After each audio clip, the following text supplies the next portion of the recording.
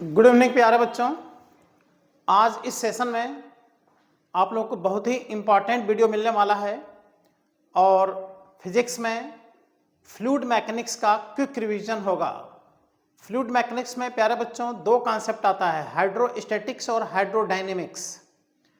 और हाइड्रोस्टैटिक्स और हाइड्रोडायनेमिक्स मिला करके एक क्वेश्चन आपको एग्जाम में जरूर मिलेगा, नीट और जेईई एग्जाम में, क्योंकि मई में नीट एग्जाम होने वाले हैं, अप्रैल में जेईई का सेकंड शिफ्ट एग्जाम होगा। तो इन दोनों एग्जाम में ज़बरदस्त बेनिफिट इस वीडियो से आपको मिलने वाला है और बहुत ही फास्ट आपका रिवीजन होगा। क्योंकि रिवीजन करने के बाद इस पर आप 20, 25, 50 क्वेश्चन सॉल्व कर लीजिए तो ये टॉपिक एकदम आपका तैयार हो जाता है। देखा जाए तो क्लास में, ऑफलाइन क्लासेस में जो टेस्ट सीरीज होने वाला है उसमें भी यही सब टॉपिक आ रहा है, क्लासरूम जो टेस्ट होने वाले हैं उसमें यही सब टॉपिक आएगा। इसलिए ये टॉपिक आप लोगों के लिए बहुत बेनिफिशियल होने वाला है। मैं engineer DP Singh classes Prayagraj से, जहाँ पे आईटी, नीट और 11th 12th फाउंडेशन की सभी सब्जेक्ट की कंप्लीट क्लासेस सीक्वेंस से चलती हैं। आप ऑफलाइन क्लासेस में भी आकर के पढ़ सकते हैं और ऑनलाइन क्लासेस में भी पढ़ सकते हैं। ऑनलाइन क्लासेस के लिए डीपी सिंह क्लासेस का ऐप डाउनलोड करना होगा, जिसका लिंक आपको डिस्क्रिप्शन बॉक्स में मिल जाएगा। कोई भी टॉपिक आप ऑनलाइन भी पढ़ सकते हैं प्यारे बच्चों, अलग अलग टॉपिक भी है और कंप्लीट कोर्स भी मिलेगा 11th का, 12th का, आईटी और नीट का। तो इसका बेनिफिट उठाइए और अपना हेल्प कीजिए और अपने सिलेक्शन और सक्सेस को सिक्योर कीजिए। तो आइए स्टार्ट करते हैं फ्लूइड मैकेनिक्स, जिसमें सबसे पहले हाइड्रोस्टैटिक्स पढ़ेंगे, उसके बाद से हाइड्रोडायनेमिक्स पढ़ेंगे। प्यारे बच्चों, वीडियो को लाइक कर दीजिए और जो स्टूडेंट चैनल पे नए हैं वो चैनल को सब्सक्राइब कर लें, जिससे कि जैसे ही वीडियो अपलोड हो उसका नोटिफिकेशन तुरंत उनको मिले और वो वीडियो तुरंत उनको मिले, उसका बेनिफिट उठा सकें। तो आइए स्टार्ट करते हैं फ्लूइड मैकेनिक्स। फ्लूइड मैकेनिक्स में दो कॉन्सेप्ट होगा, हाइड्रोस्टैटिक्स और हाइड्रोडायनेमिक्स। हाइड्रोस्टैटिक्स में लिक्विड रेस्ट पोजीशन में रहता है और हाइड्रोडायनेमिक्स में लिक्विड लगातार क्या करता है, फ्लो करता है। तो हाइड्रोस्टैटिक्स में क्या पढ़ना है, तो किसी भी लिक्विड कॉलम, किसी भी कंटेनर में अगर लिक्विड है तो उसके बॉटम पे स्टैटिक लिक्विड का कितना प्रेशर होता है। इसके बाद से इससे रिलेटेड कई कॉन्सेप्ट हैं, वो भी देखेंगे। हाइड्रोस्टैटिक्स में ही हम लोगों को Archimedes principle of thrust force, buoyancy force, law of flotation, ये सब पढ़ने पड़ते हैं। यहाँ तक कि स्टोक्स थ्योरम इसी में हम लोग को पढ़ना है हाइड्रोस्टैटिक्स में। पास्कल लॉ का भी कॉन्सेप्ट इसी में है। लेकिन हाइड्रोडायनेमिक्स में अगर हम देखें तो विस्कोसिटी का कॉन्सेप्ट आ जाता है, ये स्ट्रीमलाइन फ्लो, टर्बुलेंट फ्लो का concept, Bernoulli's principle, application of Bernoulli's principle, ये सब आ जाता है। तो जनरल प्रॉपर्टी ऑफ मैटर में सरफेस टेंशन, इलास्टिसिटी और फ्लूइड मैकेनिक्स मिला करके आपको जेईई और नीट में 3 क्वेश्चन जरूर मिलेंगे।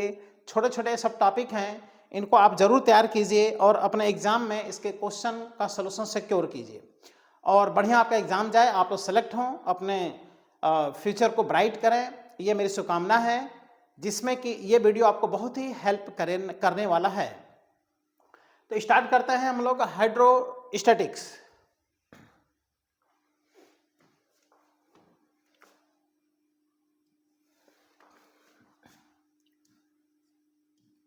ये जो फ्लूइड मैकेनिक्स है, फ्लूइड मैकेनिक्स, इसके 2 पार्ट हैं प्यारे बच्चों।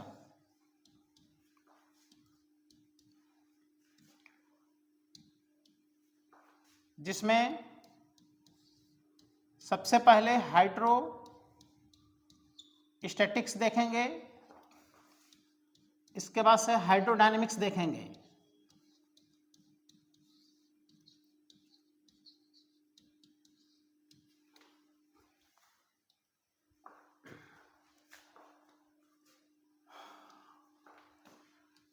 तो स्टार्ट करते हैं हाइड्रोस्टैटिक्स।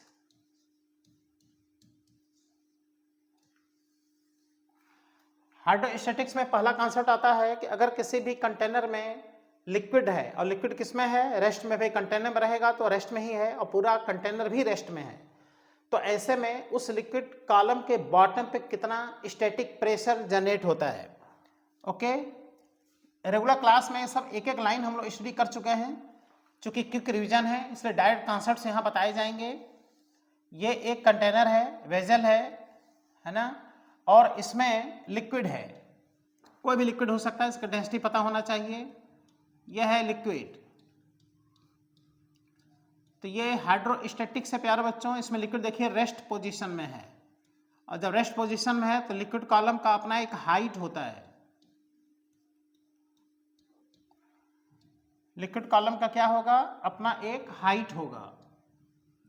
तो ये जो लिक्विड कॉलम का जो हाइट है ये यहां से h है, ये इसका टॉप है और ये इसका बॉटम है। इसके ऊपर से लगता है एटमॉस्फेरिक प्रेशर P0 और यहाँ बॉटम पे प्रेशर यहाँ पे देखा जाता है। तो बॉटम जो प्रेशर होगा वो P होगा और एटमॉस्फेरिक प्रेशर से ज़्यादा होगा। कितना ज़्यादा होगा, जितना लिक्विड कॉलम का हाइट होगा।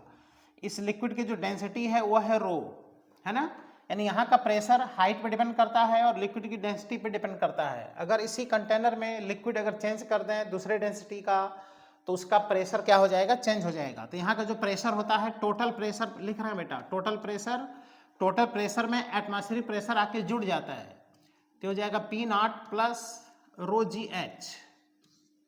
देख रहे हो, सिंपल सा फॉर्मूला है, बॉटम पे प्रेशर एटमॉस्फेरिक प्रेशर प्लस रो GH, ये प्रेशर होगा।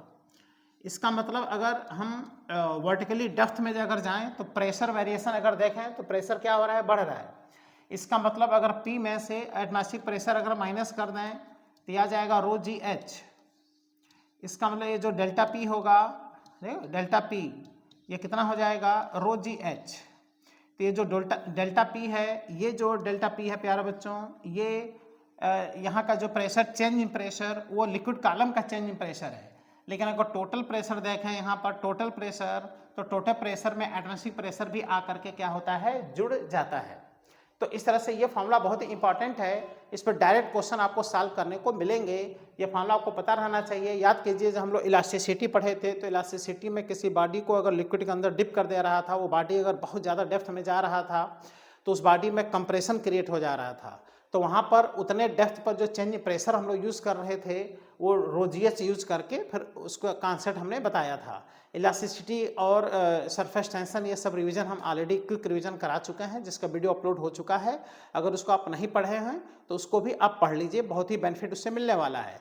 तो जनरल प्रॉपर्टीज मैटर में 3 टॉपिक हैं, जिसमें 2 टॉपिक हम ऑलरेडी रिवीजन करा चुके हैं, जिसका वीडियो अपलोड हो चुका है जस्ट अभी कुछ दिन के अंदर। और आज हम लोग हाइड्रोस्टैटिक्स और हाइड्रोडायनेमिक्स पढ़ने वाले हैं। तो इस तरह से आप देख रहे हैं कि यहाँ का जो प्रेशर है, जैसे से आप डेप्थ में जाओगे प्रेशर क्या होता जाएगा, बढ़ता चला जाएगा। लेकिन अगर आप हॉरिजॉन्टली इसमें चलिए, जैसे यहाँ प्रेशर देखिए, यहाँ देखिए, यहाँ देखिए, तो हॉरिजॉन्टल डायरेक्शन में प्रेशर में वेरिएशन नहीं होता है। प्रेशर वेरिएशन वर्टिकली डेप्थ में जाने पे प्रेशर में वेरिएशन होता है, ये याद रखिएगा। और अगर हम देखें यहाँ पर अगर कॉन्सेप्ट अगर देखें तो ये जो कंटेनर है, आप किसी भी शेप का अगर आप कंटेनर ले लीजिए, है ना, किसी भी शेप का, और उसमें सेम लिक्विड आप फिलअप कर दीजिए, एक ही प्रकार का लिक्विड। जैसे ये जैसे कंटेनर ये देखिए इस ऐसा शेप है, ये जो कंटेनर है इसका शेप देखिए थोड़ा इस टाइप का शेप है ना, और सभी कंटेनर की हाइट क्या है, सेम है। इस कंटेनर का जो शेप है कुछ इस टाइप का शेप है ना, अलग अलग शेप के कंटेनर्स हैं। इसका जो शेप है कुछ देखिए इस टाइप का शेप है, ओके। और सब में ना एक ही प्रकार का लिक्विड है। तो इसमें क्या होगा कि अगर हम बॉटम पे अगर प्रेशर देखेंगे तो सब में प्रेशर बॉटम पे क्या होगा, सेम प्रेशर सब में होगा, है ना, सब में एक ही प्रकार का लिक्विड सब में है। बस कंडीशन क्या है कि सबकी हाइट क्या होनी चाहिए, सेम होनी चाहिए, और सब में एक ही प्रकार का लिक्विड भरा हुआ है ना, सबकी डेंसिटी क्या है, सेम है। ये अलग अलग क्या हैं, कंटेनर हैं। ये तो दोनों एक ही शेप बन गया, चलो कोई बात नहीं भाई, ये तो एक ही शेप बन गया इसका। तो ये अलग अलग कंटेनर अलग अलग शेप के हैं, है ना, सबकी हाइट क्या है, सेम है, सबकी हाइट है h, सबकी हाइट h है, और सब में एक ही प्रकार का लिक्विड है। यानी इसमें जो लिक्विड है उसकी डेंसिटी रो है, इसमें भी डेंसिटी रो है, इसमें भी डेंसिटी है, इसमें भी डेंसिटी है। तो यहाँ का जो प्रेशर होगा ये PA होगा, यहाँ का प्रेशर जो होगा वो PB होगा, यहाँ का जो प्रेशर होगा PC होगा, यहाँ का प्रेशर जो होगा वो PD होगा। तो चूंकि H सब में सेम है और डेंसिटी सब में सेम है, तो अभी आप लोगों ने पढ़ा कि जो प्रेशर होता है बॉटम पे वो पी नॉट प्लस क्या होता है, रो जी एच होता है। तो सब में रो सेम है, जी सेम है, एच सेम है, इसका मतलब सबके बॉटम पे प्रेशर यहाँ क्या होगा, सेम होगा। इसका मतलब ए का pressure is equal to B का pressure is equal to C का pressure is equal to D का प्रेशर, सब सेम होगा। और कितना होगा, P not plus rho g h, सब में प्रेशर क्या होगा बेटा, सेम होगा। इसका मतलब जो किसी भी कंटेनर के बॉटम पे जो प्रेशर होता है उस लिक्विड के डेंसिटी पे डिपेंड है और हाइट पे डिपेंड है।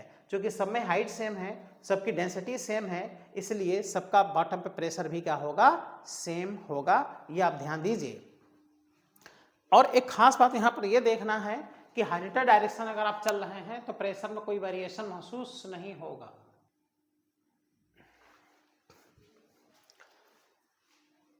लेकिन अगर प्रेशर वेरिएशन अगर हम लोग देखें हॉरिजॉन्टल डायरेक्शन में किसी लिक्विड में अगर सेम डेप्थ पर प्रेशर देखें तो प्रेशर में कोई चेंजिंग नहीं होता है। प्रेशर में जो चेंजिंग होता है वो वर्टिकली डाउनवर्ड डायरेक्शन में प्रेशर वेरिएशन आपको मिलेगा। तो इस तरह से अगर हम लोग देखें अगेन, अगर ये कोई कंटेनर है और इसमें है लिक्विड, है ना, इसमें देखो लिक्विड है जिसकी डेंसिटी है रो,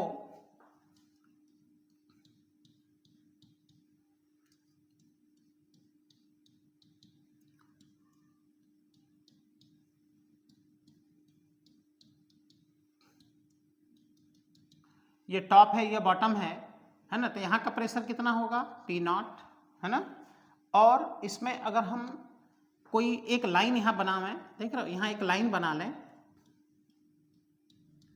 और इस पॉइंट पर अगर प्रेशर देखें ए पॉइंट पर, इस पॉइंट पर प्रेशर देखें बी पॉइंट पर, यहाँ प्रेशर देखें सी पॉइंट पर, तो हॉरिजॉन्टल डायरेक्शन में प्रेशर में कोई वेरिएशन हम महसूस नहीं करेंगे क्योंकि ए जो है यहाँ से देखो एच डेप्थ पर है, तो बी भी एच डेप्थ पर होगा, सी भी क्या होगा, एच डेप्थ पर होगा। यानी प्रेशर में जो वेरिएशन होता है वो वर्टिकल डायरेक्शन में होता है, हॉरिजॉन्टल डायरेक्शन में प्रेशर में कोई वेरिएशन नहीं होता है। तो जो ए पे प्रेशर होगा वही बी पर प्रेशर होगा और वही कहाँ होगा, सी पर प्रेशर होगा। ये कितना होगा, P not plus rho g H, ये भी प्रेशर होगा, है ना। तो आप जितना ही डेप्थ पे आप नीचे आते जाओगे वो एटमॉस्फेरिक प्रेशर हमेशा जुड़ता रहेगा, है ना। एटमॉस्फेरिक प्रेशर हर जगह क्या होगा, जुड़ जाएगा, क्योंकि एटमॉस्फेयर का जो प्रेशर है ना वो डाउनवर्ड डायरेक्शन में हमेशा लगता रहता है। और जैसे जैसे आप नीचे आते हो तो लिक्विड कॉलम का भी प्रेशर बढ़ता जाता है, तो दोनों क्या हो जाते हैं, जुड़ जाते हैं। तो वर्टिकल डायरेक्शन में प्रेशर वेरिएशन मिलता है, हॉरिजॉन्टल डायरेक्शन में कोई प्रेशर वेरिएशन नहीं मिलता। अब अगर हम देखें नेक्स्ट कॉन्सेप्ट, अगेन नया कॉन्सेप्ट अगर इसमें देखें तो यह है फर्स्ट कॉन्सेप्ट। जैसे कोई कंटेनर है और ये कंटेनर में लिक्विड है, इस कंटेनर में है लिक्विड, लिक्विड की डेंसिटी है रो, लिक्विड का जो डेप्थ है वो है एच, है ना, इसकी जो डेंसिटी है वो रो है और ये जो एच है इसका डेप्थ है। अब अगर इस पूरे सिस्टम को ऐसे ऊपर की तरफ अगर ए एक्सेलरेशन से क्या करा दें, मोशन अगर करा दें, तब कहेगा बताओ यहाँ प्रेशर कितना होगा। तो अब बेटा यहाँ का जो प्रेशर होगा वो आप देख लो, P is equal to atmospheric pressure, तो यहाँ P नॉट रहेगा ही, तो ये हो जाएगा P not plus rho g into h, यही लिखना है।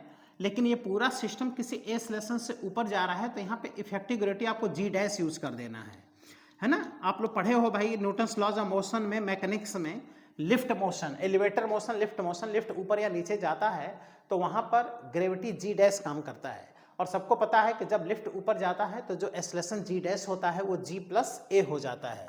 तो यहाँ पर आ जाएगा बेटा रो और जी का आसान हो जाएगा जी प्लस ए इंटू क्या हो जाएगा एच। बस इतना ही ध्यान देना है। अगर ये इतने एक्सेलरेशन से अगर ऊपर जाने लगे तो ये प्रेशर यहाँ पर होगा, ओके।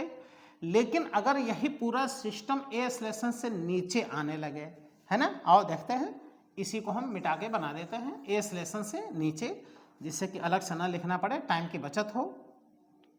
तो उतना ही एक्सेलरेशन से ये पूरा सिस्टम अगर नीचे आने लगे, ए एक्सेलरेशन से, माइंडेड प्लीज एक्सेलरेशन होना जरूरी है, कांस्टेंट स्पीड नहीं होना चाहिए। कांस्टेंट स्पीड होगा तब तो भाई प्रेशर में कोई फर्क नहीं पड़ेगा, और जब ए एक्सेलरेशन से नीचे आएगा तो यही जो यहाँ पर प्लस है और वही क्या हो जाएगा, माइनस हो जाएगा। इसमें कोई नई बात तो है नहीं भाई, तो हो जाएगा जी माइनस ए, है ना। तो यहाँ का जो प्रेशर होगा बॉटम पर अब हो जाएगा पी नॉट प्लस रो और जी डैश के स्थान पे जी माइनस ए, क्योंकि लिफ्ट मोशन आप जानते हो कि लिफ्ट किसी एक्सेलरेशन से ऊपर जाता है तो इफेक्टिव ग्रेविटी जी डैश जी प्लस ए होता है, और लिफ्ट ए एक्सेलरेशन से नीचे आता है तो इफेक्टिव ग्रेविटी जी माइनस ए हो जाता है। अगर इसी को फ्री फॉलिंग लिफ्ट के अंदर रख दें जहाँ ग्रेविटी जीरो होता है तो ये वाला प्रेशर काम नहीं करेगा। इसका मतलब उस समय बॉटम पे प्रेशर और टॉप पर प्रेशर दोनों क्या होगा, बराबर होगा, और कितना होगा, एटमॉस्फेरिक प्रेशर के बराबर होगा। किसमें, फ्री फॉलिंग लिफ्ट के अंदर जहाँ ग्रेविटी फ्री स्पेस होता है, जहाँ ग्रेविटी क्या हो, जीरो हो। ओके, अब हम बात करते हैं, अच्छा इसमें ये भी हो सकता है कि लिफ्ट में जितने केसेस होते हैं भाई, 6-7 केस लिफ्ट में होते हैं ना, ए एक्सेलरेशन से ऊपर जाना, ए से नीचे आना, ए रिटार्डेशन से ऊपर जाना, ए रिटार्डेशन से नीचे आना, तो सारे केस आप यहाँ पे अप्लाई कर सकते हो अपने हिसाब से, तो कॉमन सेंस की बात है। अब हम बात करते हैं कि अगर ये पूरा सिस्टम हॉरिजॉन्टल डायरेक्शन में मोशन करने लगे, है ना, हॉरिजॉन्टल मोशन पूरे कंटेनर को आप कराइए, तो ऐसे में, है ना, हॉरिजॉन्टल मोशन अगर कराइए पूरे कंटेनर को, तब क्या कहानी बनेगा, आइए इसको हम देखते हैं। तो क्या कहानी बनेगा देख लीजिए, यहां पर ये एक कंटेनर है ना, और इसमें लिक्विड भरा हुआ है, ये लिक्विड है, और इसको हम हॉरिजॉन्टल मोशन हम कराने वाले हैं किसी एक्सेलरेशन से, ऊपर या नीचे मोशन नहीं कराने वाले हैं, हॉरिजॉन्टल मोशन हम इसका कराएंगे किसी ए एक्सेलरेशन से। ये मोशन अगर कर रहा है तो इसमें एक क्वेश्चन ये पूछता है कि ये जो इसका फ्री सरफेस जो है मेनिस्कस है, इसका शेप कैसा हो जाएगा, ऐसा ही रहेगा या इंक्लाइंड हो जाएगा। तो इसमें याद रखिएगा कि जब ये ए एक्सेलरेशन से मोशन करता है ना, तो इसमें एक बैक डायरेक्शन में सूडो फोर्स लगता है, इधर लगेगा क्या, सूडो फोर्स, कितना, ma, और ग्रेविटी कितना काम करेगा, mg, और इन दोनों का रिजल्टेंट क्या इधर बनेगा, देखो इस डायरेक्शन में इसका रिजल्टेंट बनेगा। रिजल्टेंट हम अलग से दिखा दे रहे हैं इस तरह से, देखो, है ना, एक यहाँ पर हम पैलोग्राम बना ले रहे हैं और इसका रिजल्टेंट देखो इधर दिखा दे रहे हैं। तो ये हो गया इसका क्या, रिजल्टेंट, यही इस पर क्या हो गया, नेट फोर्स हो गया, है ना, नेट फोर्स। तो इसका जो फ्री सरफेस होता है उसका शेप कैसा होता है, तो आप mg दिखा लिया करो, ma दिखा लिया करो, और नेट फोर्स दिखा करके इस नेट फोर्स के परपेंडिकुलर एक लाइन ऐसे बना लिया करो। देखो नेट फोर्स के परपेंडिकुलर, इसका शेप देखो इस शेप में हो जाएगा, दैट इज इसका डायग्राम अगर फिर से बनावें तो ये शेप इसका बनेगा। कुछ बच्चे कंफ्यूज होते हैं कि ए एक्सेलरेशन से जा रहे हैं तो इसका शेप इस तरह से इंक्लाइंड होगा कि ऐसे इंक्लाइंड होगा, तो इसका हमने बनाया ना कि कैसे आपको वह शेप देखना है, नेट फोर्स निकाल करके नेट फोर्स के परपेंडिकुलर एक लाइन बना लेना है और उस पर आपको नेट फोर्स देख लेना है। तो इसका जो शेप होगा वो इस शेप में कुछ हो जाएगा, ऐसा इंक्लाइंड शेप हो जाएगा, ऐसा। जब ये ए एक्सेलरेशन से क्या करेगा, मोशन करेगा, ये शेप इसका ऐसे बनेगा। क्लियर हो गया सबको, ये देखो ये शेप ऐसा बनेगा इसका। और वही अगर इस डायरेक्शन मोशन कर रहा हो, इस डायरेक्शन में, तब इसका शेप होगा इस तरह से हो जाएगा। अब यहाँ पर अगर हम एक खास बात ये देखें कि अगर ये इंक्लिनेशन हम देखें कि ये क्या इसका इंक्लिनेशन है ना, कितना ये झुका हुआ है ये फ्री सरफेस। तो यहाँ से एक हॉरिजॉन्टल लाइन अगर हम बना लें, हॉरिजॉन्टल लाइन, तो ये इसका इंक्लिनेशन क्या कहलाता है, थीटा कहलाता है। तो ये भी क्वेश्चन पूछता है कि थीटा का वैल्यू कितना होगा, तो थीटा का वैल्यू के लिए ये फॉर्मूला यहाँ चलता है, tan थीटा बराबर a/g। इसका मतलब जो थीटा होगा वो कितना होगा, tan इनवर्स, देखो tan इनवर्स a/g, ये थीटा का वैल्यू यहाँ पर होता है। देखो theta is equal to tan inverse a/g। यानी यहाँ से दो क्वेश्चन डेवलप हो सकता है कि ए एक्सेलरेशन से अगर पूरे सिस्टम को मोशन करा दें तो जो फ्री सरफेस होता है उस लिक्विड का शेप कैसा होगा, किधर झुकेगा। तो अगर इधर मोशन करेगा तो इंक्लाइन ऐसे हो जाएगा, इधर मोशन करेगा तो ऐसे इंक्लाइन हो जाएगा। ये हॉरिजॉन्टल से कितना एंगल बनाएगा, तो इसका याद रखिएगा tan थीटा बराबर a/g। ये खुद में एक क्वेश्चन है, और चाहे तो इस पर और भी न्यूमेरिकल क्वेश्चन आप क्या कर सकते हैं, सॉल्व कर सकते हैं। ए एक्सेलरेशन पता हो, जी का वैल्यू रख दीजिए, तो थीटा का वैल्यू आप क्या कर सकते हैं, फाइंड कर सकते हैं। आइए बेटा इस पे एक छोटा सा क्वेश्चन देखते हैं, छोटा सा क्वेश्चन।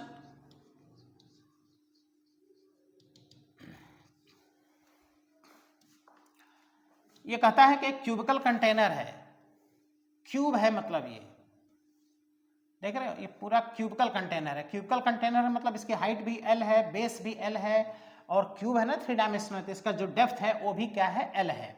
और इस पूरे में देखिए वाटर भरा हुआ है, पूरे में कोई लिक्विड है या वाटर है, क्यूबिकल कंटेनर है ये, और इसको कह रहा है कि कितने एक्सेलरेशन से मोशन करावें, और ये कैसा कंटेनर है, क्यूबिकल कंटेनर है जिसका जो साइड है वो सब क्या है, एल है। तो कह रहे किस एक्सेलरेशन से मोशन करावें कि इसका जो हाफ पोर्शन है, हाफ लिक्विड इसमें से इम्पटी हो जाए, हाफ लिक्विड बिकम्स इम्पटी हो जाए, मतलब इसमें से आधा जो लिक्विड है, देखो ना पूरा हमने भरा है, अब इसमें जब शेप ऐसे बनेगा ऐसे, तो जो बाकी लिक्विड इधर वाला होगा वो बाहर अपने आप गिर जाएगा। तो कितने एक्सेलरेशन से पूरे कंटेनर को मोशन करावें कि उसमें से आधा लिक्विड वो निकल करके कंटेनर से बाहर चला जाए। तो आधा लिक्विड बाहर जाने के लिए आप बताइए कि इस इंक्लाइंड प्लेन का जो शेप होना चाहिए, फ्री सरफेस का जो शेप होना चाहिए, कैसा होना चाहिए भाई। आधा लिक्विड तभी हम मानेंगे कि बाहर जा रहा है जब ये इंक्लाइंड फ्री सरफेस इस तरह से इंक्लाइंड हो जाएगा, देख रहे हो, ऐसे इंक्लाइंड हो जाएगा। और जब ऐसे इंक्लाइंड हो जाएगा तो ऐसे में आप इसका देखिए डायग्राम अब ऐसे बनेगा भाई। ये कंटेनर है, देखो ये है कंटेनर, और क्वेश्चन में कह रहा है कि आधा पोर्शन इसमें से खाली हो जाए, आधा लिक्विड खाली हो जाए। तो आधा लिक्विड बेटा खाली तभी होगा जब आधा वॉल्यूम इसमें से ये लिक्विड बाहर चला जाए और यही लिक्विड यहाँ बचे, देखो ऐसे लिक्विड इतना बच रहा है, ओके। और ये क्या होगा, एल होगा, ये भी क्या होगा, एल होगा। ए एक्सेलरेशन से क्या कर रहा है, मोशन कर रहा है, तो कितने एक्सेलरेशन से मोशन करे कि ये आधा खाली हो जाए। तो आधा खाली होने के लिए देख रहे हो ये एल है, ये भी एल है, और ये एंगल क्या है, थीटा है।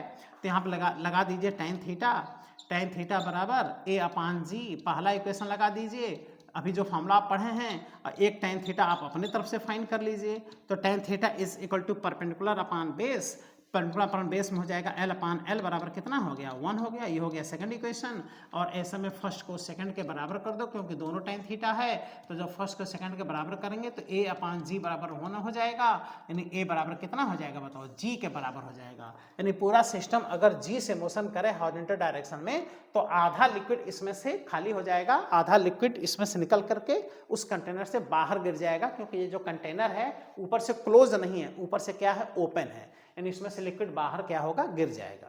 तो ऐसे और भी क्वेश्चन इसमें डेवलप होते हैं, लेकिन अगर ये फॉर्मूला आपको याद है tan थीटा बराबर A/G, तो इस पे क्वेश्चन आप आसानी से क्या कर सकते हैं, सॉल्व कर सकते हैं। लेकिन समस्या यह है ना कि एन मौके पे यह याद आएगा tan थीटा बराबर G/A, G/, नहीं tan थीटा बराबर A/G होता है। इससे थीटा भी फाइंड कर सकते हो, एक्सेलरेशन भी फाइंड कर सकते हो, कैसा शेप होगा वो सब आप क्या कर सकते हो, फाइंड कर सकते हो। ठीक, चलते हैं टॉपिक को आगे बढ़ाते हैं। और अब हम लोग पढ़ते हैं स्टैटिक लिक्विड में अगर किसी बॉडी को छोड़ दिया जाए, स्टैटिक लिक्विड में, लिक्विड रेस्ट में है, किसी बॉडी को छोड़ दिया जाए, तो आप देखते हो कि वो बॉडी या तो फ्लोट करता रहता है, या तो लिक्विड के अंदर फुली सबमर्ज होकर फ्लोट करता है, या तो उसके बॉटम पे चला जाता है लिक्विड के। तो जो बॉडी लिक्विड के बॉटम पे चला जाता है तो कहा जाता है वो बॉडी उस लिक्विड में सिंक कर गया है, मतलब डिप कर गया, वो फ्लोट नहीं कर रहा है। तो कोई बॉडी फ्लोट कब करता है, जब उस पर बायंसी फोर्स लगता है। अब बायंसी फोर्स mg को क्या कर लेता है, बैलेंस कर लेता है। इसका मतलब सबसे पहले हम बायंट फोर्स देखें, बायंसी फोर्स देखें, अब थ्रस्ट फोर्स देखें, सब एक ही है। और ये कैसे देखें, अकॉर्डिंग टू आर्किमिडीज प्रिंसिपल। कौन सा प्रिंसिपल बेटा, Archimedes principal.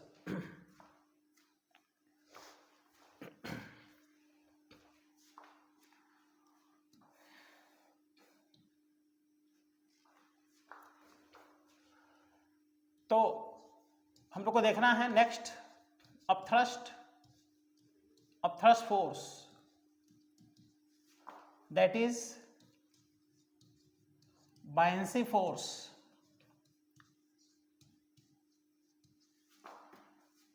On the body, मतलब किसी बॉडी पर, किसमें, तो inside static liquid, static liquid में बाइंड फोर्स। और इसके लिए हम लोग को देखना होता है, क्या देखना होता है बताइए, आर्किमिडीज प्रिंसिपल, आर्किमिडीज प्रिंसिपल देखना होता है।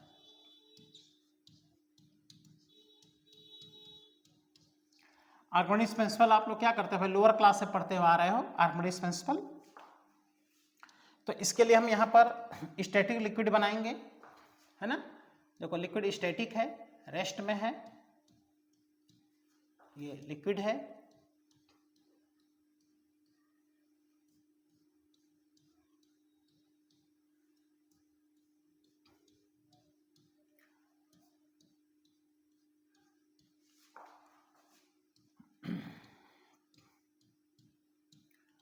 अब किसी बॉडी को इसमें रिलीज कर दिया जाए स्टैटिक लिक्विड में, ये लिक्विड है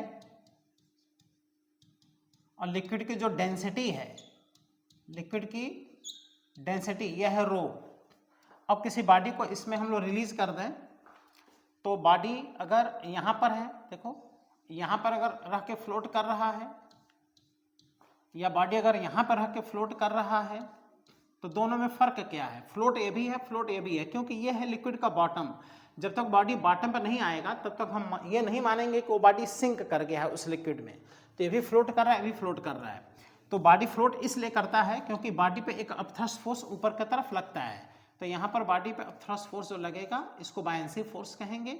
यहाँ पर भी जो बॉडी पे अपथ्रस्ट फोर्स लगेगा इसको क्या कहेंगे हम लोग, बायनेंसी फोर्स कहेंगे। तो बायनेंसी फोर्स डिपेंड करता है कि बॉडी का कितना वॉल्यूम लिक्विड के अंदर डिप है, मतलब सबमर्ज वॉल्यूम यहाँ पर देखना पड़ता है। जैसे यहाँ पर क्या है ना, देखो पूरा का पूरा सबमर्ज वॉल्यूम है, पूरा वॉल्यूम यहाँ पे लिक्विड के अंदर है, लेकिन यहाँ पर देखो इतना ही लिक्विड के अंदर है, ये पोर्शन लिक्विड के अंदर नहीं है। इसका मतलब जो सबमर्ज वॉल्यूम होता है उस पर डिपेंड करता है अपथ्रस्ट फोर्स। तो जो बायनेंसी फोर्स का बेटा फॉर्मूला होता है ना, अपथ्रस्ट फोर्स का जो फॉर्मूला होता है, पहले एक कॉन्सेप्ट देखिए कि बायनेंसी फोर्स होता क्या है। जब कोई बॉडी किसी लिक्विड में डिप करता है तो वो बॉडी लिक्विड को डिस्प्लेस करता है। कितना डिस्प्लेस करता है, जितना वॉल्यूम उसका लिक्विड के अंदर होता है तो वो डिस्प्लेस करता है। तो ऐसा में जो लिक्विड बॉडी हटाता है उस डिस्प्लेस लिक्विड का जो वेट होता है वही होता है प्यारे बच्चों अपथ्रस्ट फोर्स। इसका मतलब ज़्यादा लिक्विड कोई बॉडी हटाएगा तो अपथ्रस्ट फोर्स ज़्यादा होगा, कम लिक्विड कोई बॉडी हटाएगा तो अपथ्रस्ट फोर्स भी कम होगा। तो इसका मतलब बायनेंसी फोर्स बराबर अपथ्रस्ट फोर्स, ये बराबर होता है सबमर्ज वॉल्यूम, उस बॉडी का सबमर्ज वॉल्यूम, कितना वॉल्यूम सबमर्ज है, इनटू बॉडी की डेंसिटी रो इनटू जी। देखो V submerge into rho into g, कितना आसान फार्मूला है, V submerge into rho into g. ये कहलाता है अपथ्रस्ट फोर्स। इसका यूनिट क्या होता है, न्यूटन। ये हमेशा किधर लगता है, ऊपर की तरफ लगता है। तो ये फॉर्मूला आप याद रखिएगा, submerge volume into rho into जी। यहाँ पर रो क्या है, उस लिक्विड की डेंसिटी है।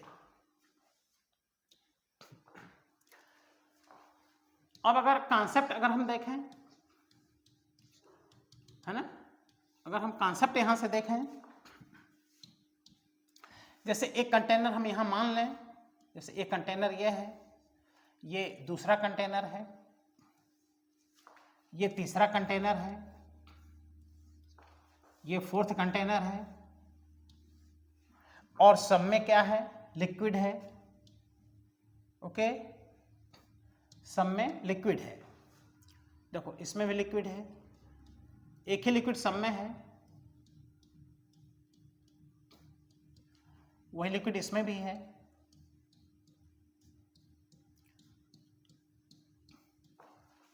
और वही लिक्विड इसमें भी है। 4 डायग्राम है टोटल। लेकिन यहां पर क्या खास बात है कि यहां तो ये लिक्विड चलो है इतना, जो व्हाइट कलर का हम बना रहे हैं, लेकिन इतना जो पोर्शन है ये अलग लिक्विड है। यानी इसमें 2 प्रकार का लिक्विड है, अलग अलग डेंसिटी का, है ना। एक तरह से देखा जाए तो ये 4 कंटेनर है और सब में क्या है, जूस रखा हुआ है। तो ये सब तो इंडिविजुअल जूस हैं, लेकिन ये क्या है, मिक्स जूस है। ठीक बेटा, ये है मिक्स जूस। अब कोई बॉडी जैसे यहाँ पर है, देखो यहाँ पर आके फ्लोट कर रहा है कोई बॉडी, यहाँ पर इसमें क्या है कि इसके अंदर आकर के फ्लोट कर रहा है। यहाँ पर बॉटम पे चला है, बॉडी यहाँ पे चला आया है, और यहाँ क्या है कि ये बॉडी देखो यहाँ पर है, मतलब ऊपर वाले लिक्विड में भी है और नीचे वाले भी लिक्विड में है। तो यहाँ पर जो डेंसिटी है ना बॉडी का, यहाँ जो डेंसिटी है लिक्विड की डेंसिटी ये है रो। हर जगह लिक्विड की डेंसिटी रो है, देखो ये भी डेंसिटी रो है, लेकिन ये ऊपर वाले लिक्विड की डेंसिटी रो 1 है और यहाँ पे जो लिक्विड डेंसिटी है वो रो 2। और ये जो बॉडी है इसकी जो डेंसिटी है वो है सिग्मा, इस बॉडी की डेंसिटी है सिग्मा। देखो हर जगह वो तो डेंसिटी भाई फिक्स रहेगा बॉडी का, यह है सिग्मा। तो अब क्वेश्चन पूछता है कि बताइए यहाँ डेंसिटी में रिलेशन बताइए। तो यहाँ पर क्या है ना कि देखिए अब थ्रस्ट फोर्स इतना पर्याप्त लगता है ना बॉडी पर कि वो बॉडी अगर फ्लोट कर रहा है तो चलो ठीक है, लेकिन अगर बॉडी की डेंसिटी पे अगर देखा जाए तो ऐसे कुछ बॉडीज होते हैं जिनकी डेंसिटी जैसे वाटर की डेंसिटी से कम होता है, तो बॉडी अपने आप फ्लोट करता रहता है, कभी सिंक होवे नहीं करेगा, है ना। जैसे लकड़ी का बना हुआ वुडन का ब्लॉक अगर वाटर सरफेस पे छोड़ दीजिए तो कहाँ डिप करता है, वो तो फ्लोट करता रहता है। लेकिन वही अगर आयरन का बाल आप छोड़ दीजिए कि वाटर पे, तो वो क्या होता है, आयरन बाल नीचे डिप कर जाता है। तो यहाँ पर क्या है ना कि यहाँ बॉडी की डेंसिटी लिक्विड की डेंसिटी से कम है, इसलिए देखो ये पार्शियल सबमर्ज होकर के ये फ्लोट कर रहा है। Here sigma is less then density of liquid. इसमें क्या है कि डिप होकर के तब फ्लोट कर रहा है, लेकिन डिप हो गया है, मतलब बॉडी की डेंसिटी और लिक्विड की डेंसिटी यहाँ दोनों क्या हो गए हैं, बराबर हो गए हैं। यहाँ क्या कर गया है, बॉटम पे आ गया है, मतलब बॉडी की डेंसिटी लिक्विड डेंसिटी से ज़्यादा है, जिसे ये क्या कर गया है, सिंक कर गया है। यहाँ पर देखिए ऊपर और लिक्विड और नीचे लिक्विड के बीच में है, तो यहाँ लिखने का कितना अच्छा तरीका, ऊपर से डेंसिटी आप बढ़ाते चले जाइए। देखिए ρ1 is less than sigma and is less than ρ2, ये यहाँ का रिलेशन होगा। ये 4 क्वेश्चन आपका यहाँ से क्या हो गया, सॉल्व हो गया, 4 क्वेश्चन आपका सॉल्व हो गया, ठीक ना।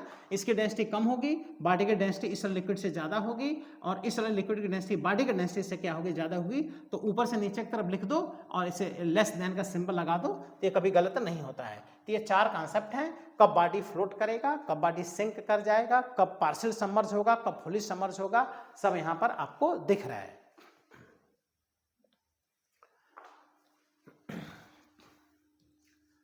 नेक्स्ट कॉन्सेप्ट अगर हम लोग देखें, नेक्स्ट कॉन्सेप्ट जैसे ये एक कंटेनर है ना, इस कंटेनर में यहां पर है वाटर,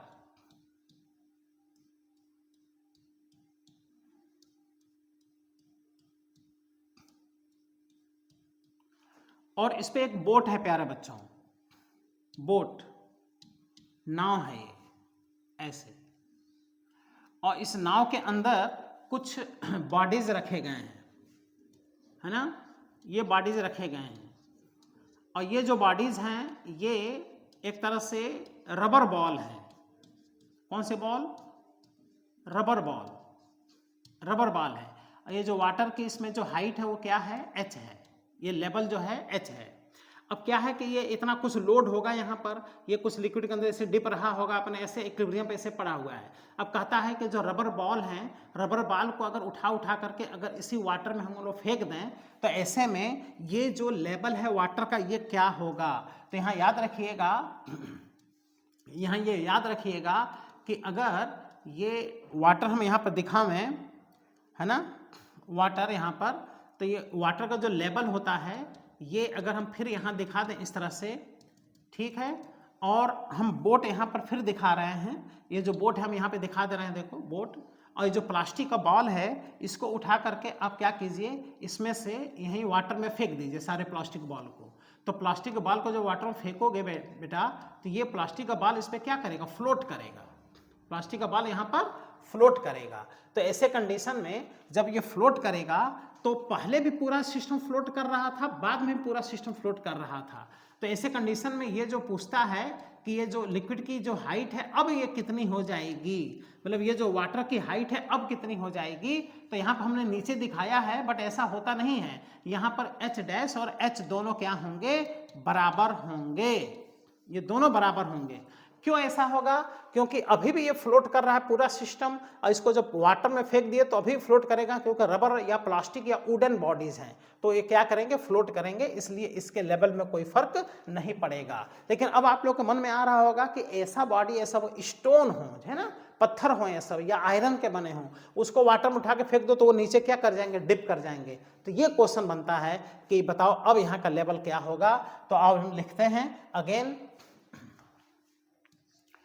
इससे कुछ क्वेश्चन आपके सॉल्व होने वाले हैं, ये इसलिए हम कॉन्सेप्ट यहां से इसको बता रहे हैं,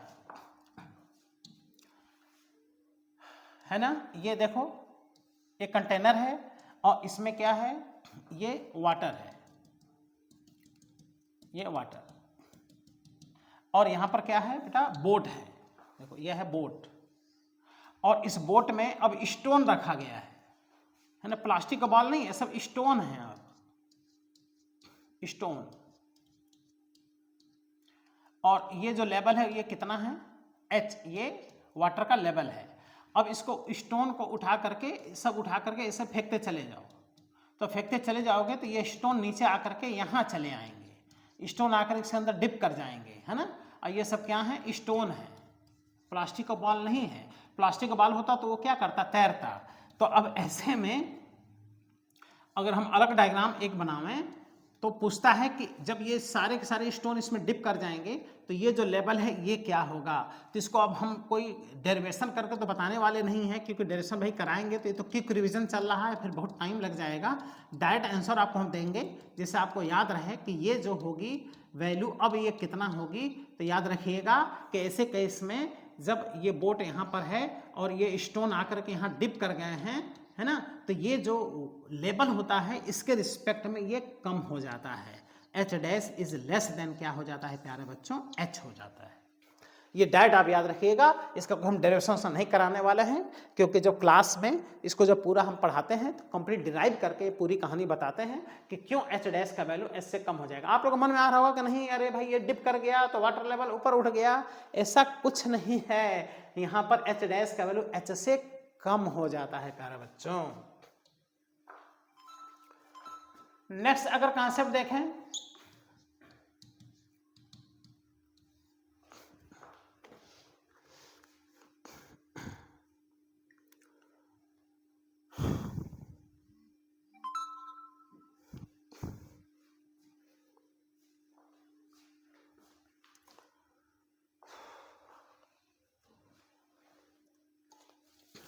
चलो इसको कंटिन्यू रखते हैं, थोड़ा पानी नहीं पी लिया जाए।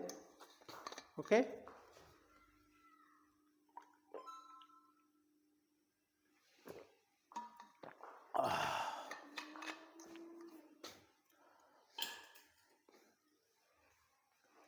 थोड़ा बड़ा टॉपिक है, इसमें टाइम लगेगा, क्योंकि इसमें हाइड्रोस्टैटिक्स हाइड्रोडायनेमिक्स दोनों कॉन्सेप्ट है। खूब धैर्य रख करके इसके टॉपिक को पूरा रिवीजन कीजिएगा, बहुत अच्छा लगेगा, पूरा तैयार हो जाएगा। ये सब टॉपिक जल्दी कोई तैयार करता नहीं है, बिना तैयार किए बच्चे एग्जाम में चले जाते हैं। ये कंटेनर है और इसमें है वाटर, इसमें देखो वाटर है,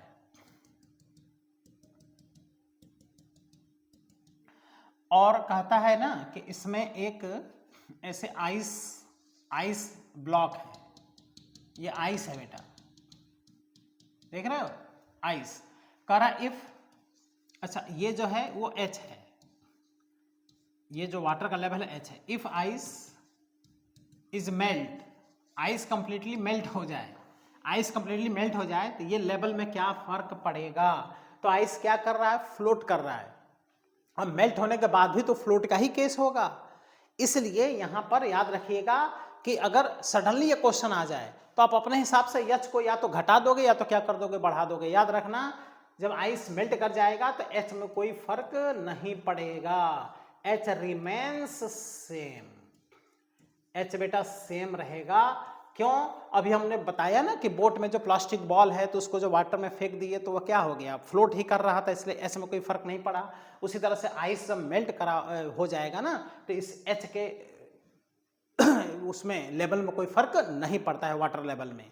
तो कुछ लोग कहेंगे कि भाई ये तो कुछ पोर्शन इसमें डिप है तो ये लिक्विड को डिस्प्लेस किया है, जब मेल्ट हो जाएगा तो इसमें फर्क पड़ना चाहिए। ऐसा कुछ नहीं है प्यारा बच्चों, वो इसमें क्या है भाई, डिप है तो उतना लिक्विड डिस्प्लेस भी तो किया है, उसमें जब मेल्ट होगा तो उतना लिक्विड फिर उतना वॉल्यूम फिर वो मेंटेन कर लेगा, इसलिए इसमें कोई फर्क नहीं पड़ता है। तो इसमें आपको ज़्यादा कुछ सोचना ही नहीं है। ये वाला जो हमने कॉन्सेप्ट बताया है ना, इससे आपको सोचना है। देखो ये वाला जो कॉन्सेप्ट हमने बताया है इससे आप सोचिए कि पहले भी फ्लोट बाद में फ्लोट, कोई फर्क नहीं पड़ा। इसमें क्या है कि पहले फ्लोट है बाद में ये स्टोन सिंक कर गए हैं तो H का वैल्यू कम हो जाता है। इसमें भी क्या है, पहले भी फ्लोट बाद में फ्लोट, इसलिए H में कोई फर्क नहीं पड़ेगा। यही अगर नेक्स्ट कॉन्सेप्ट अगर हम देखें, देखो नेक्स्ट कॉन्सेप्ट, ये एक कंटेनर है और इसमें ये लिक्विड है,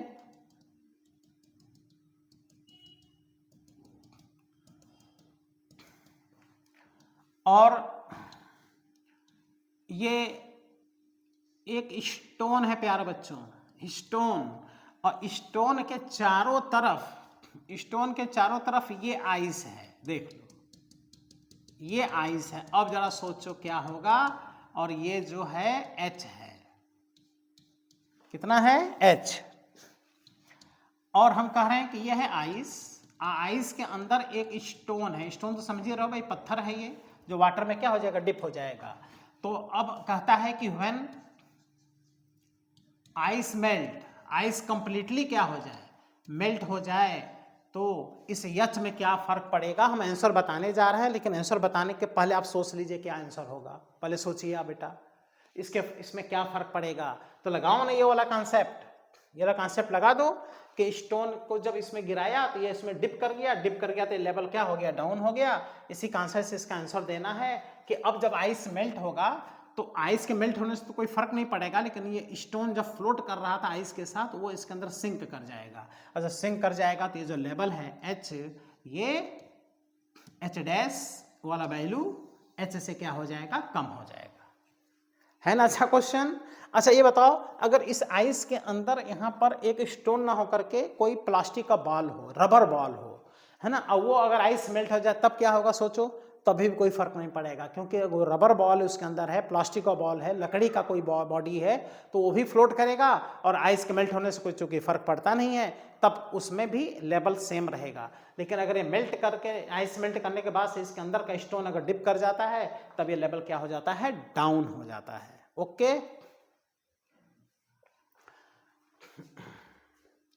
अब टॉपिक को हम आगे बढ़ाते हैं और चलते हैं नेक्स्ट कॉन्सेप्ट पर। और वो नेक्स्ट कॉन्सेप्ट क्या है, किसी भी लिक्विड में, देखो लिक्विड हम लोग पढ़े हाइड्रोस्टैटिक्स, तो हाइड्रोस्टैटिक्स में लिक्विड क्या है कि लिक्विड रेस्ट में है, बॉडी उसमें या तो फ्लोट कर रहा है, या तो पार्शियल सबमर्ज होकर के, चाहे फुली सबमर्ज होकर के, चाहे सिंक कर जा रहा है। ओके, लेकिन अब अगर हम मोशन करावें तो बॉडी को हम मोशन करावें स्टैटिक लिक्विड में, तो जब स्टैटिक लिक्विड में कोई बॉडी मोशन करेगा ना, तो उस बॉडी पर एक ड्रैग फोर्स लगेगा, विस्कस फोर्स लगेगा, वो विस्कोसिटी की वजह से होता है, जिसमें कि लिक्विड में क्या होता है बेटा, विस्कोसिटी, कोशनल ऑफ विस्कोसिटी कहते हैं ना, ईटा का वैल्यू। तो अगर कोई बॉडी किसी स्टैटिक लिक्विड में मोशन कर रहा है, तो मोशन के जस्ट अपोजिट एक ड्रैग फोर्स लगता है, विस्कस फोर्स लगता है, और बॉडी कोई भी हो सकता है, लेकिन जो एनसीईआरटी में है वो स्फेरिकल बॉडी का नाम लिया है।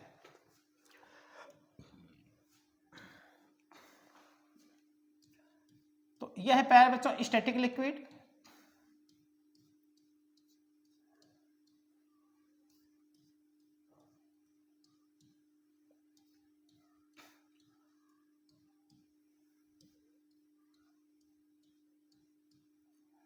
ये स्टैटिक लिक्विड है जो रेस्ट में है, और ये एक स्फेरिकल बॉडी है, स्फेरिकल बॉडी, इस बॉडी का रेडियस r है, और ये v वेलोसिटी से इसके अंदर मोशन कर रहा है। तो जिधर ये मोशन करेगा उसके अपोजिट डायरेक्शन में इस पर एक ड्रैग फोर्स लगेगा, है ना, ऐसे अपोजिट डायरेक्शन में एक ड्रैग फोर्स लगता है, जिसको विस्कस फोर्स भी कहते हैं, इसी को बोलता है वी ड्रैग। जैसे हम लोग याद करो भाई, जब आप बाइक चलाते हो तो जब आगे आप चलते हो तो एयर का ड्रैग फोर्स पीछे आप महसूस करते हो, तेज हवा बहने लगे तो बड़ा तेजी से महसूस होगा कि एक ड्रैग फोर्स पीछे लग रहा है।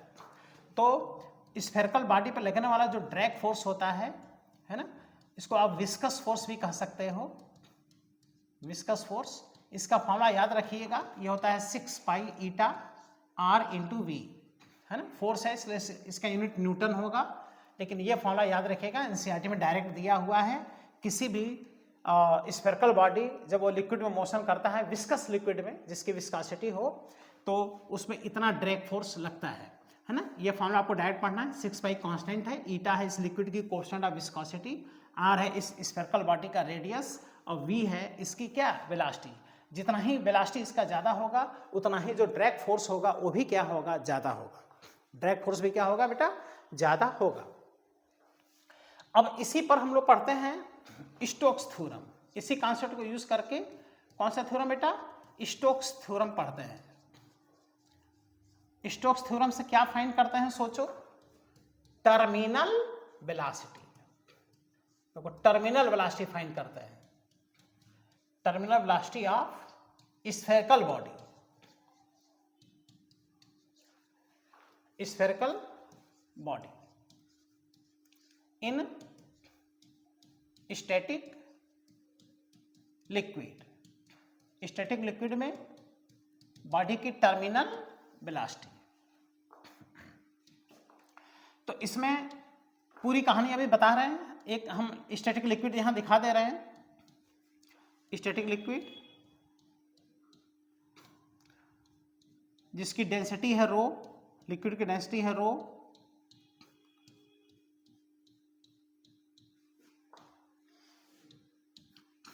यह है लिक्विड, लिक्विड की डेंसिटी रो है।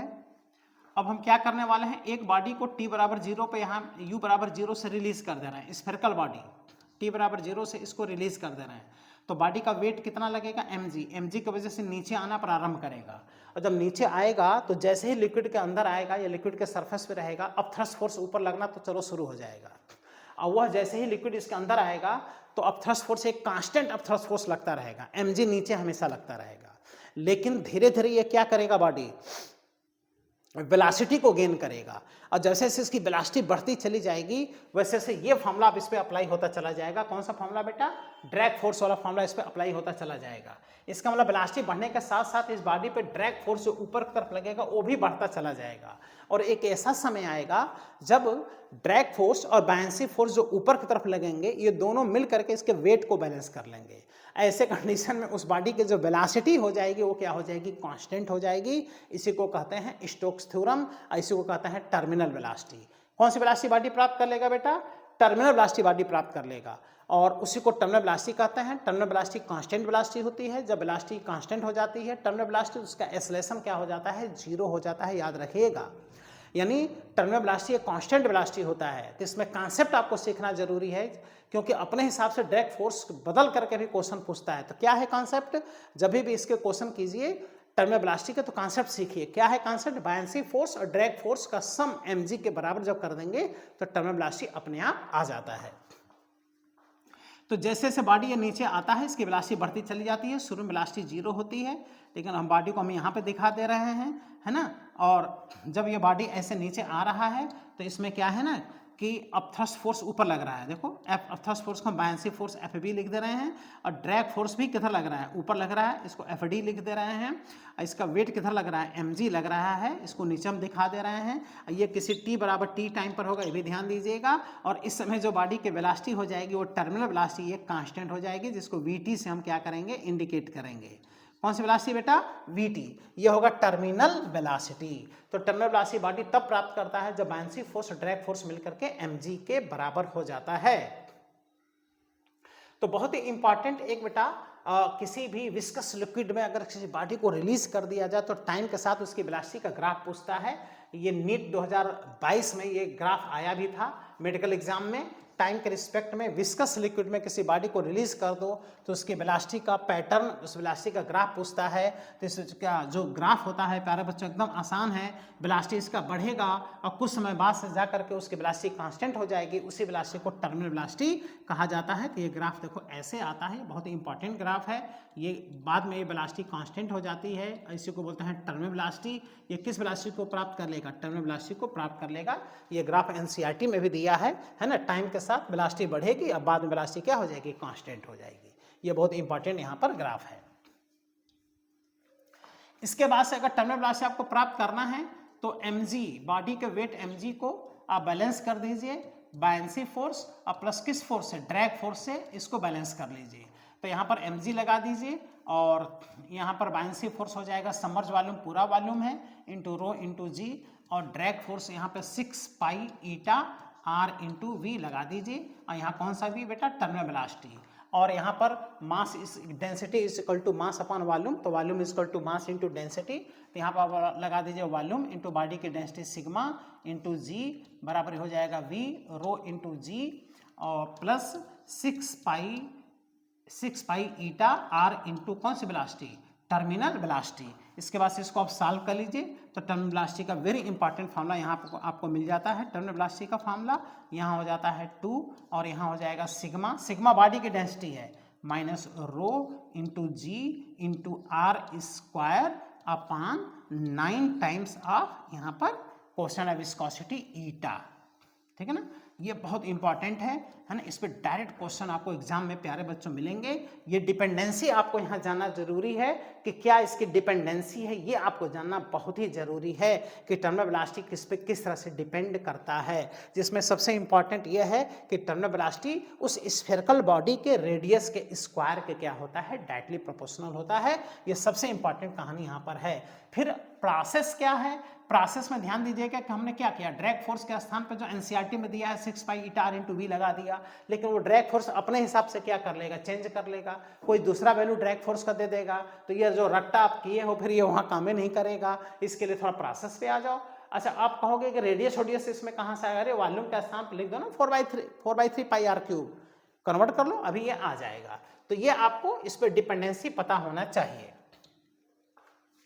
तो स्फेरिकल बॉडी के बताइए बेटा, टर्मिनल वेलोसिटी उस स्फेरिकल बॉडी का रेडियस पे कैसे डिपेंड करता है, आर स्क्वायर के डायरेक्टली प्रोपोर्शनल होता है। ये जेईई 2023 में डायरेक्ट ये क्वेश्चन आया था, टर्मिनल वेलोसिटी का रेडियस पर डिपेंडेंसी।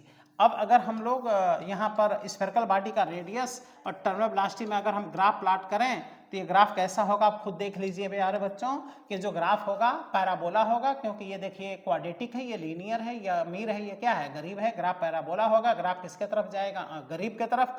गरीब कौन है, टर्मिनल वेलोसिटी। ये ग्राफ देखिए ऐसे बनेगा। तो ये टर्मिनल वेलोसिटी और रेडियस का ग्राफ है, लेकिन ये वाला जो ग्राफ है हाँ ये वाला, ये टर्मिनल वेलोसिटी टाइम के साथ है, वेलोसिटी का टाइम के साथ है, टर्मिनल वेलोसिटी का नहीं है, वेलोसिटी का टाइम के रिस्पेक्ट में ग्राफ, और ये टर्मिनल वेलोसिटी का रेडियस के रिस्पेक्ट में ग्राफ। अब इसमें देखिए क्या करेगा, जैसे कहेगा कि एक स्फेरिकल बॉडी का टर्मिनल वेलोसिटी एक विस्कस लिक्विड में इतना v है। अब कहेगा ऐसे ऐसे 8 बॉडी को आपस में मिला करके और एक बड़ा बॉडी बना लें और उसी लिक्विड में छोड़ दें तो उसकी टर्मिनल वेलोसिटी कितनी होगी। तो उस हिसाब से आप निकाल लीजिए कि एक स्फेरिकल बॉडी के रिस्पेक्ट में जब 8 स्फेरिकल बॉडी मिला दिए तो उसका अब कितना रेडियस हो गया, और रेडियस निकाल करके उसके बाद से टर्मिनल वेलोसिटी आप निकाल लीजिए।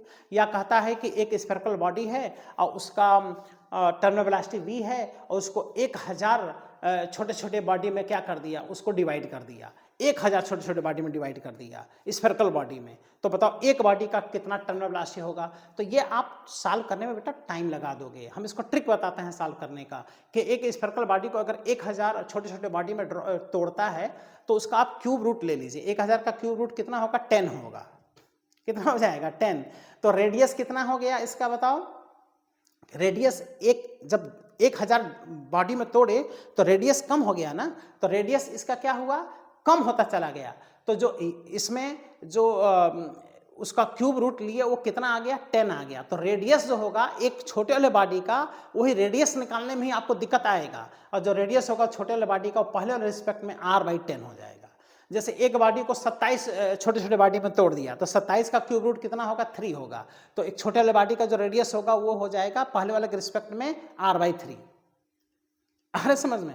फिर जैसे 8 बॉडी में तोड़ दिया तो 8 का क्यूब रूट कितना होता है, 2 होता है। तो छोटे वाले बॉडी का जो रेडियस होगा वो r/2 हो जाएगा, और रेडियस जिस हिसाब से चेंज कर रहा है उस हिसाब से टर्मिनल वेलोसिटी निकाल लीजिए। इस वाले कॉन्सेप्ट से मेन कहानी रेडियस निकालने में होता है। तो 2 या 3 बॉडी या 27 बॉडी, 1000 बॉडी, 16 बॉडी, 8 बॉडी को मिला करके और उसका बड़ा बॉडी बना के फिर उसका टर्मिनल वेलोसिटी पूछता है, या एक बड़े बॉडी को छोटे छोटे बॉडी में तोड़ करके एक बॉडी का टर्मिनल वेलोसिटी पूछता है। ये बहुत इंपॉर्टेंट है। इस पे क्वेश्चन खूब मिलेंगे आपको, बुक में, असाइनमेंट में, टेस्ट पेपर में इस पे क्वेश्चन मिलेंगे। इसको जरूर आपको सॉल्व करना चाहिए। हम इसको सॉल्व करने का ट्रिक बता दिए। क्या ट्रिक बता दिए कि रेडियस आपको कैसे निकालना है। ठीक।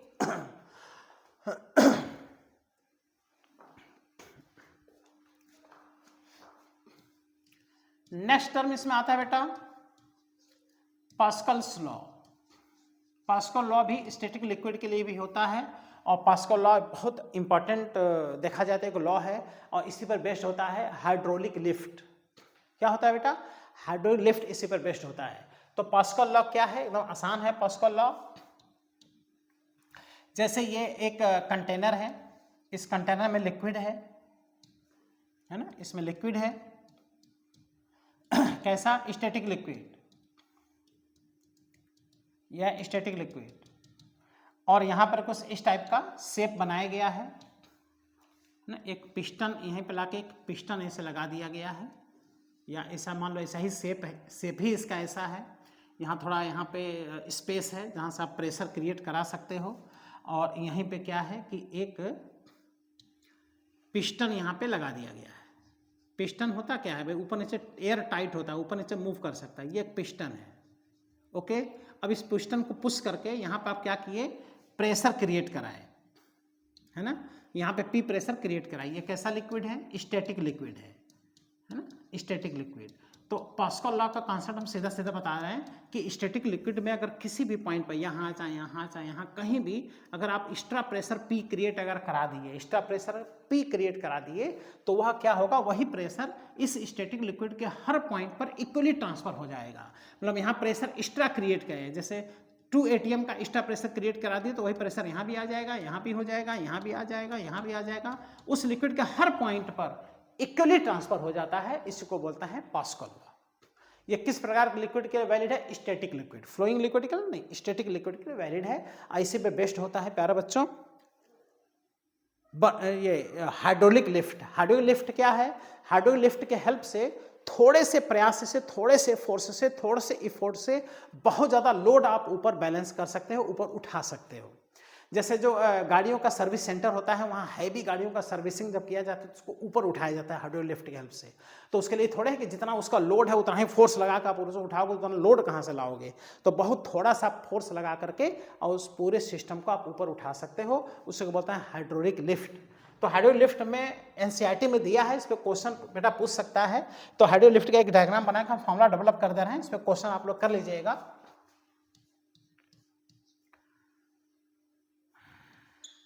हाइड्रोलिक लिफ्ट, हाइड्रोलिक लिफ्ट के हेल्प से आप बहुत ही ज़्यादा वेट बहुत कम इफोर्ट से उसको बैलेंस कर सकते हो, ऊपर उठा सकते हो। इसके लिए हम यहाँ पर देखो एक सिस्टम बना दे रहे हैं इस टाइप का है ना, और यहाँ पर एक ऐसे बना दे रहे हैं, यहाँ पर इस तरह से कर दे रहे हैं, यहाँ पे थोड़ा सा एरिया कम रख रहे हैं, यहाँ पे एरिया क्या रख रहे हैं? ज़्यादा रख रहे हैं, और इसके अंदर क्या भर दे रहे हैं बेटा? लिक्विड, है ना, ये स्टैटिक लिक्विड है, यह है लिक्विड। कैसा? स्टैटिक, कुछ कुछ कुछ कुछ कुछ कुछ कुछ कुछ कुछ ये है लिक्विड।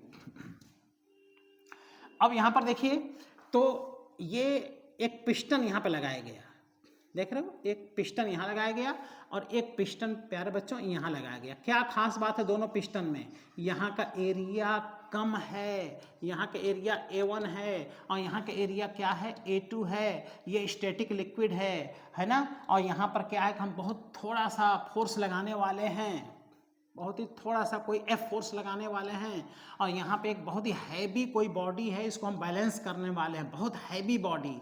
जैसे कोई गाड़ी रखा है, कोई हैवी ट्रक है, कार है ना, जिसका मास कितना है? M है, जिसका वेट कितना काम करेगा? देखो mg, इस बॉडी का वेट यहाँ पे काम करेगा।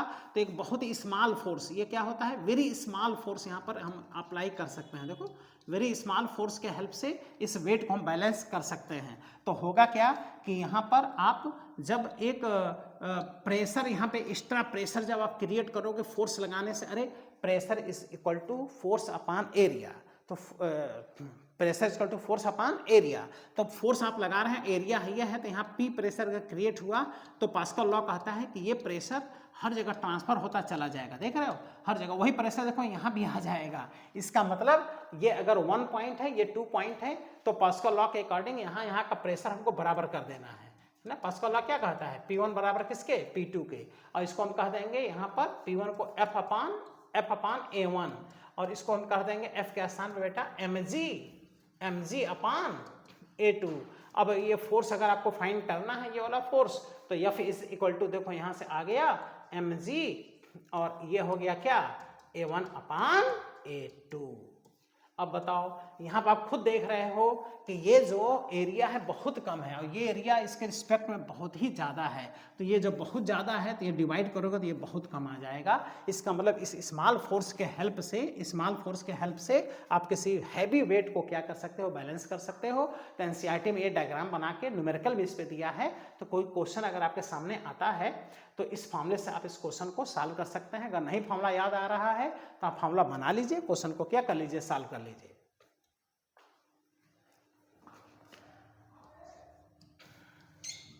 एक बहुत ही इंपॉर्टेंट कॉन्सेप्ट बता दे रहे हैं जो एनसीईआरटी में दिया है। इस पर डायरेक्ट क्वेश्चन एग्जाम में आपके मिल सकता है। अगर एग्जाम में आ गया, नहीं आप कभी पढ़े हुए हो तो इसके क्वेश्चन आप कर नहीं पाओगे। जैसे ये एक कंटेनर है और इसमें लिक्विड है, इसमें क्या है, लिक्विड है।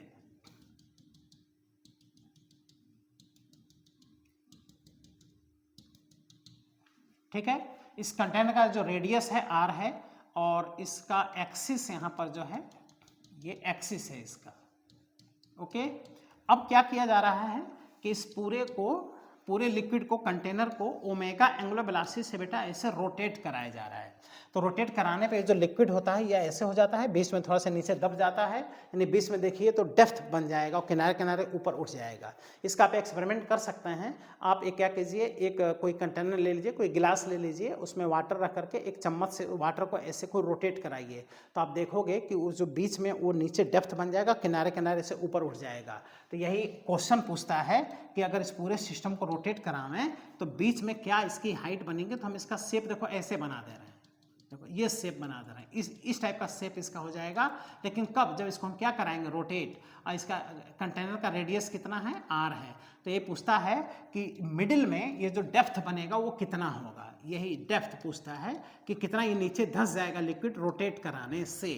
अब बताइए, ये क्वेश्चन अगर एग्जाम में आपके आ जाए तो आप तो सॉल्व करते ही रह जाओगे। अरे डायरेक्ट फॉर्मूला पूछ सकता है, न्यूमेरिकल पूछ सकता है, लेकिन डायरेक्ट याद रखिएगा कि अगर ये h का वैल्यू अगर पूछता है मिडिल में कितना ये डेप्थ बन जाएगा तो ये एकदम आसान होता है, r² omega square upon 2g। आपके सामने चूंकि ये फॉर्मूला है इसलिए हमेशा के लिए याद हो जाना चाहिए। ये आप रट लीजिए, तो ये रटे रहने से डायरेक्ट ये भी आपके एग्जाम में आ सकता है, इस पर न्यूमेरिकल भी आ सकता है।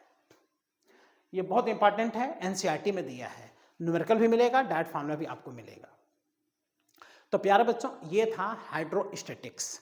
अब एक कॉन्सेप्ट और है हाइड्रोडायनेमिक्स, लेकिन इस वीडियो में इतना ही रहने दे रहे हैं क्योंकि बहुत बड़ा ये वीडियो बन जाएगा और बहुत बड़ा वीडियो फिर कोई भी स्टूडेंट थोड़ा देखने में उसको समस्या होता है, इसलिए एक वीडियो में रहने दे रहे हैं हाइड्रोस्टैटिक्स। और अगले वीडियो में हम अपलोड कर देंगे जिसमें पूरा हाइड्रोडायनेमिक्स, जिसमें बर्नौलीज प्रिंसिपल का पूरा कॉन्सेप्ट आएगा, वो पूरा उसमें हम लोग पढ़ लेंगे, जिससे कि हाइड्रोडायनेमिक्स भी आपका कंप्लीट हो जाएगा। लेकिन इस वाले में कंप्लीट हाइड्रोस्टैटिक्स हमने बता दिया, इसमें अब आप क्वेश्चन कर लीजिएगा, लेकिन कंप्लीट वीडियो जरूर देखिए जिससे कि पूरा आपका रिवीजन हो जाए। और इसी तरह से धीरे धीरे करके हम पूरे सिलेबस का एक एक टॉपिक रिवाइज करा डालेंगे, जिससे बहुत ही ज़्यादा आपको बेनिफिट होगा और आप अपने सिलेक्शन को सिक्योर कर पाएंगे, आप अपने फ्यूचर को ब्राइट कर पाएंगे और आप अपना हेल्प कर पाएंगे इन सारे वीडियोस से। बस ये ध्यान दीजिएगा कि वीडियो को जरूर लाइक कर दीजिएगा, अपने दोस्तों मित्रों में शेयर भी कर दीजिएगा। जो बच्चे चैनल पर नए हैं चैनल को सब्सक्राइब कर लेंगे, जिससे कि उनको वीडियो का नोटिफिकेशन तुरंत मिल जाए। जय हिंद प्यारे बच्चों, खुश रहिए, मुस्कुराते रहिए।